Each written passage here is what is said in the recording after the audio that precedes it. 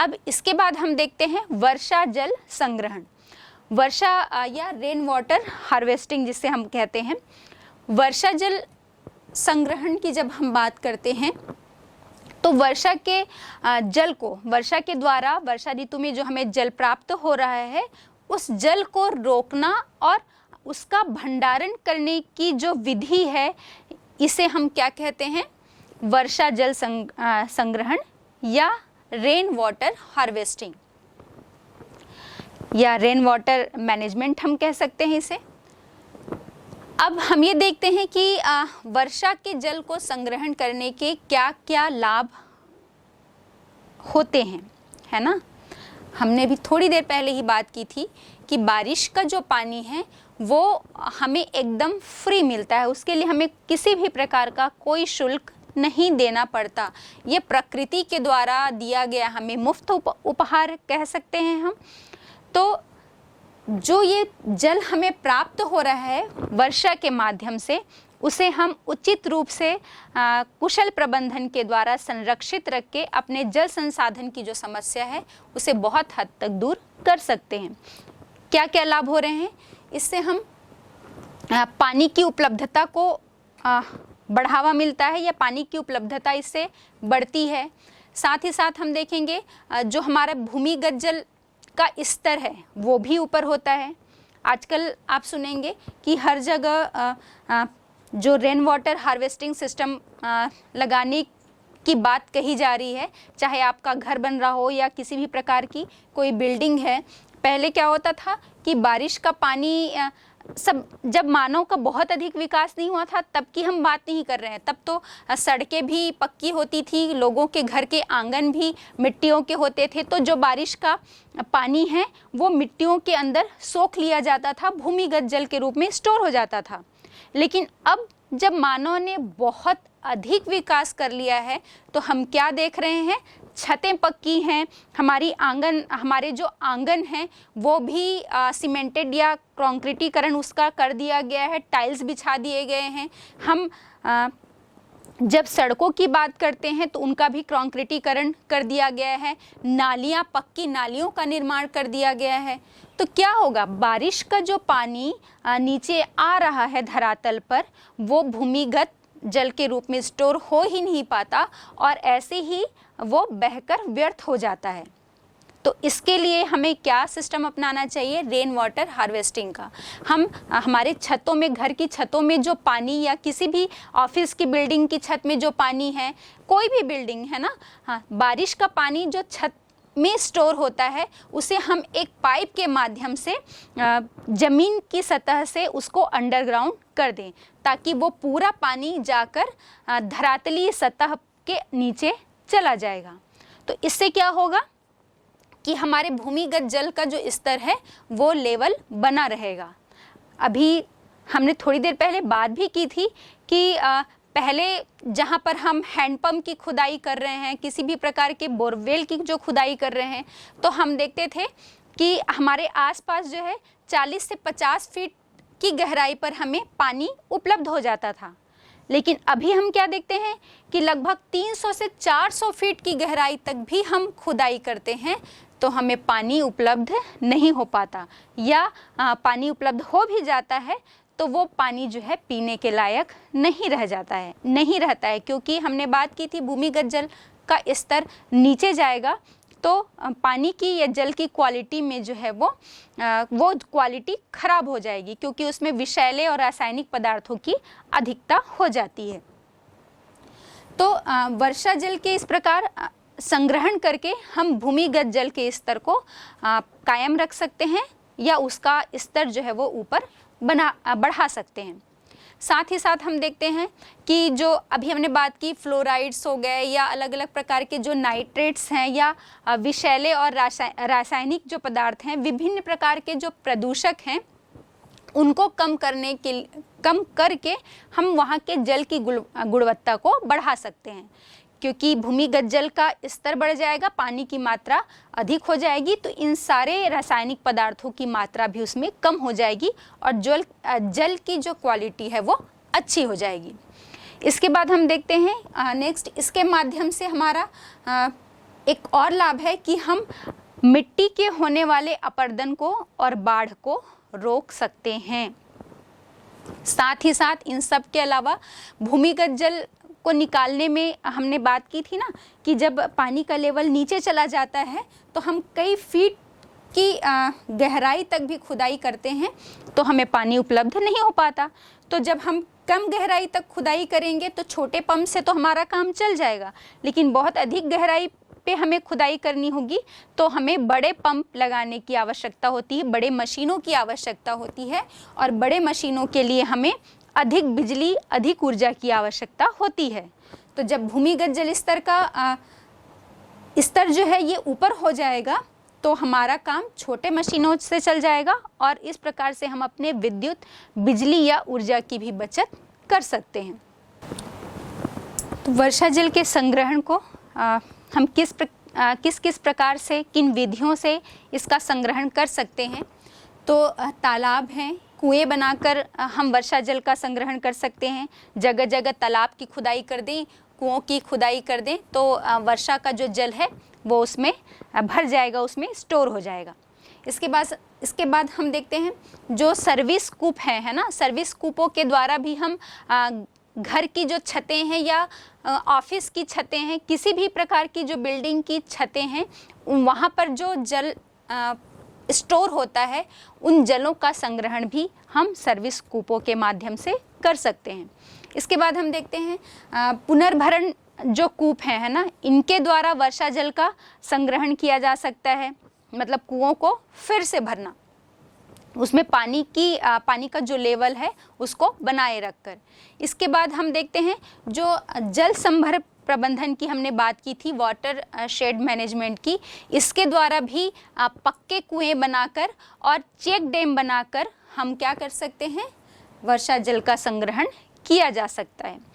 और इसके साथ साथ सबसे महत्वपूर्ण जो हमने भी बात की थी कि बहुत सी जो नदियां हैं, विशेषकर जो हमारे उत्तर भारत की नदियों की जब हम बात करेंगे तो इसमें हम देखते हैं कि पानी का सतह जो है वर्षा ऋतु में बहुत ऊपर चला जाता है और बहुत बड़ा जो क्षेत्र है वो बाढ़ की चपेट में आ जाता है। तो हम नदियों को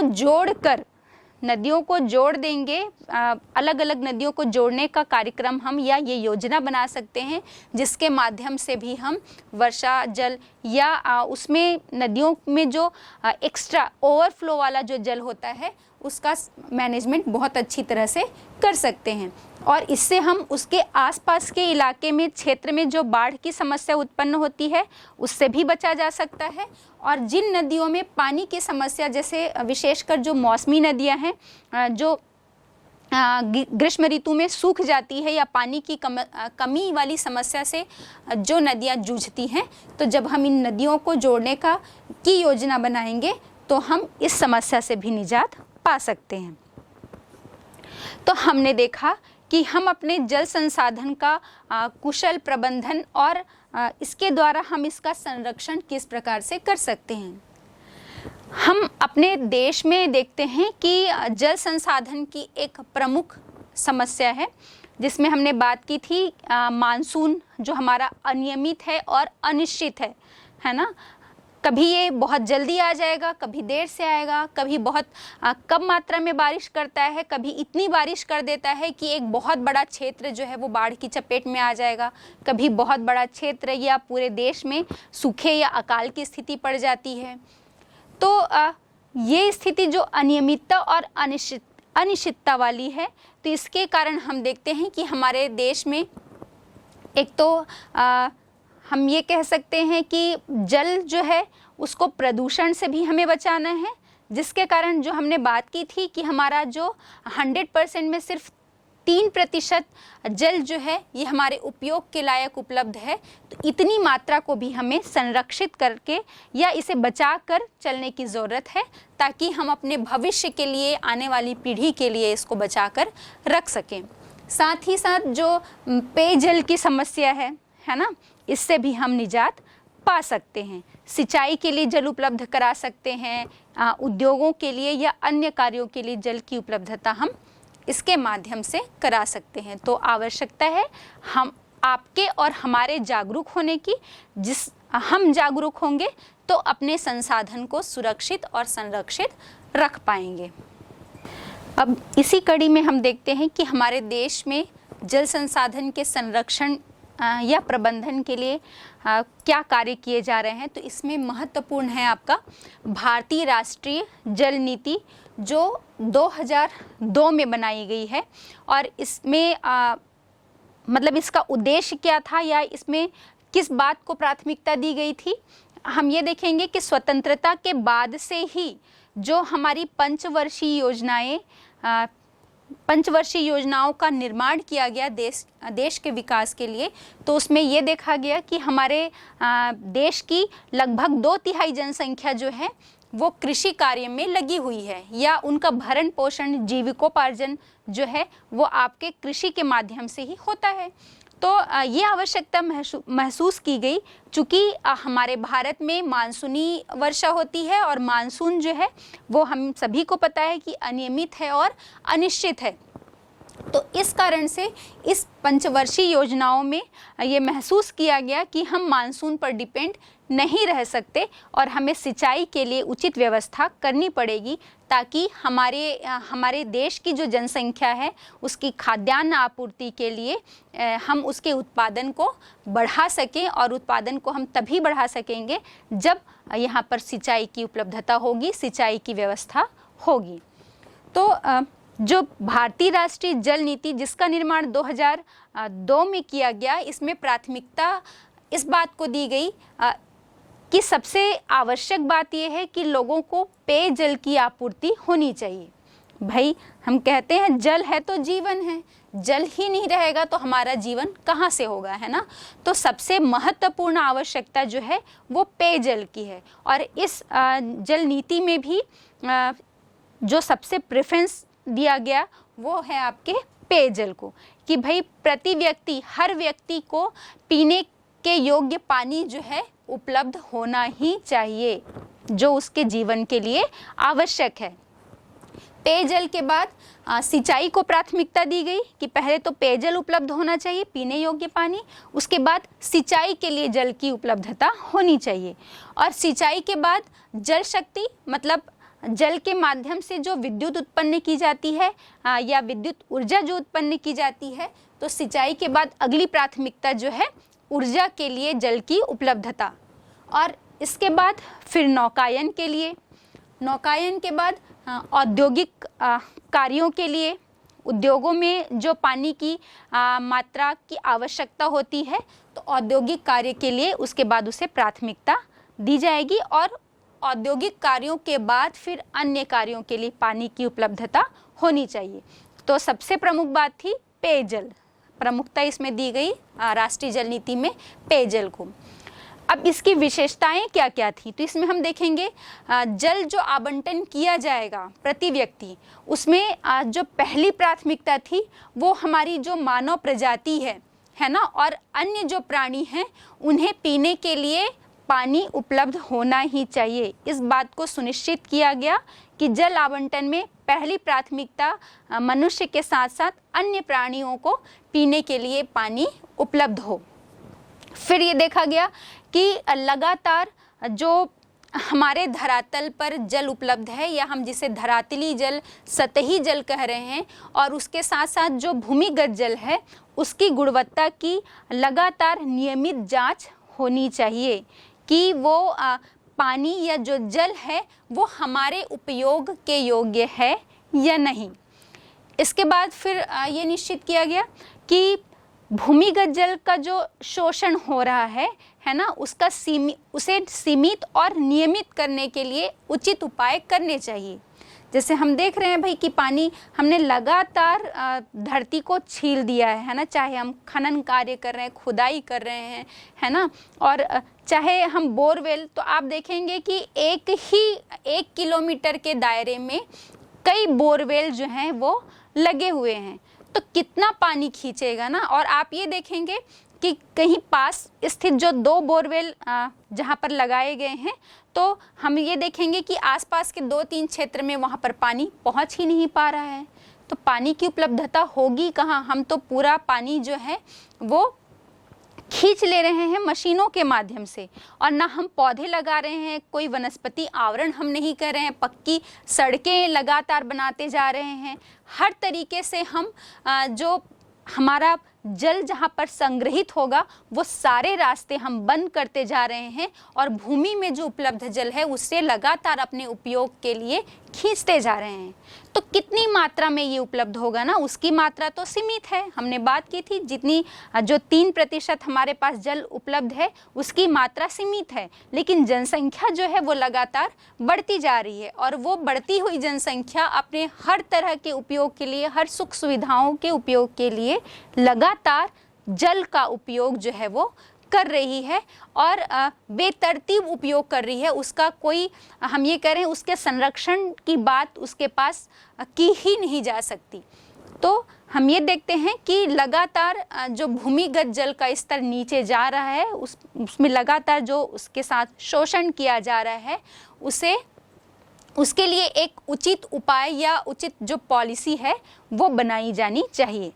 फिर नेक्स्ट हम देखते हैं कि जल के बचाव के लिए लोगों को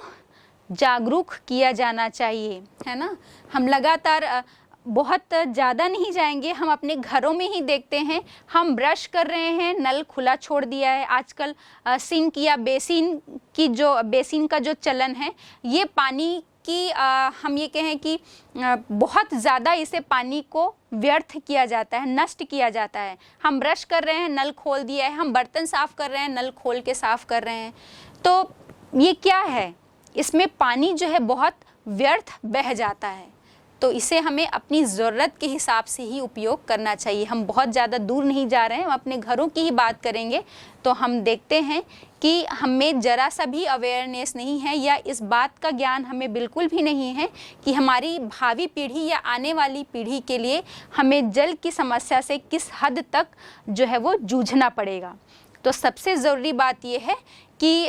या इस जल नीति में भी इसी बात को फोकस किया गया कि लोगों को जागरूक किया जाना बहुत आवश्यक है कि वो जल का बचाव करे। हर व्यक्ति अपने स्तर पर जल का बचाव करेगा तो हमें बहुत बड़ी योजना या किसी भी प्रकार के नियम की ज़रूरत नहीं पड़ेगी। इसके बाद हम देखते हैं सिंचाई और अन्य कार्यों के लिए पेयजल का सीमित उपयोग किया जाना चाहिए। जैसे हमने बताया ना, घर का जो हम कपड़ा धो रहे हैं, है ना, या बर्तन जो धो रहे हैं, सब्जियां धो रहे हैं, हम एकदम अपने व्यक्तिगत स्तर पर ही बात कर रहे हैं, हम बहुत बड़े ऊंचे लेवल तक भी नहीं जाएं। तो व्यक्तिगत स्तर पर हम बात करेंगे तो जो घरों में भी ये उपयोग किया जाता है, उस पानी को हम व्यर्थ फेंक देते हैं। तो उसे हम ऐसे ही ना फेंक कर अपने घर का जो हमारा गार्डन है, हमने जो बागवानी लगाई है, या हम पौधों को क्यों ना दे दें, है ना, या आंगन का फर्श धोने में इस पानी का हम उपयोग क्यों ना करें। तो इस प्रकार से हम छोटे स्तर से ही जल को बचा कर, या हम ये कहें कि इसका उचित प्रबंधन, कुशल प्रबंधन हम व्यक्तिगत स्तर पर ही करके देश पर अपने जो ये हमारी समस्या मंडरा रही है, जल संसाधन की कमी, या हम ये कहें कि पेयजल के लायक या उपयोग के लायक जो जल की समस्या से हम जूझ रहे हैं, इससे हम बहुत हद तक बचा सकते हैं और इसका उचित प्रबंधन जो है कर सकते हैं। तो ये हो गई हमारी भारतीय राष्ट्रीय जल नीति जो 2002 में बनाई गई। और इसके बाद एक और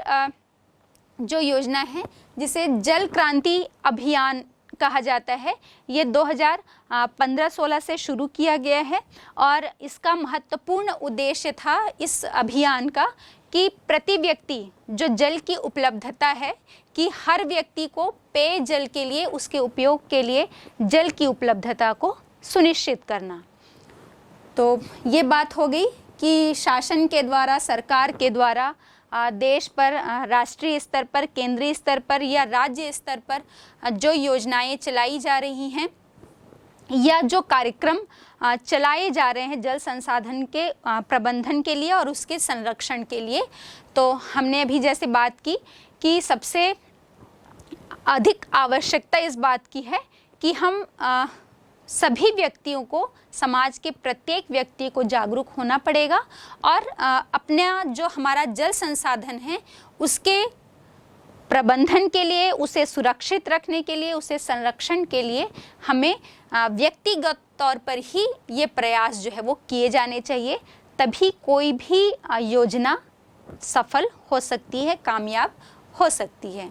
तो आपके बोर्ड परीक्षा के हिसाब से भी आपको ये देखना है कि पूछा जा सकता है कि भारतीय राष्ट्रीय जल नीति की कौन कौन सी विशेषताएं हैं, या आपसे पूछा जा सकता है कि आप जल संसाधन के संरक्षण या प्रबंधन के कौन कौन से उपाय हैं। छोटे प्रश्न के रूप में आपसे पूछा जा सकता है वाटरशेड मैनेजमेंट क्या है, या जल संभर प्रबंधन क्या है, या वर्षा जल संग्रहण किस प्रकार से किया जा सकता है और इसकी क्या क्या विशेषताएं हैं। तो छोटे प्रश्न और बड़े प्रश्नों के हिसाब से भी आपको इस चैप्टर को ऐसे तैयार करना है।